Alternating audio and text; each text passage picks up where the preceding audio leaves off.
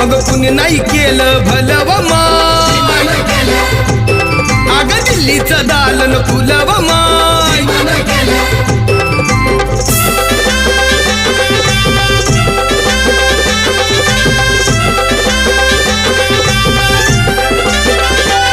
तुमच्या पोरानं शाळेत शिकावं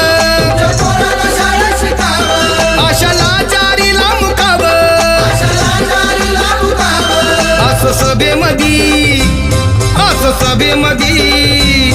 असं सभेमधी भाषण व मा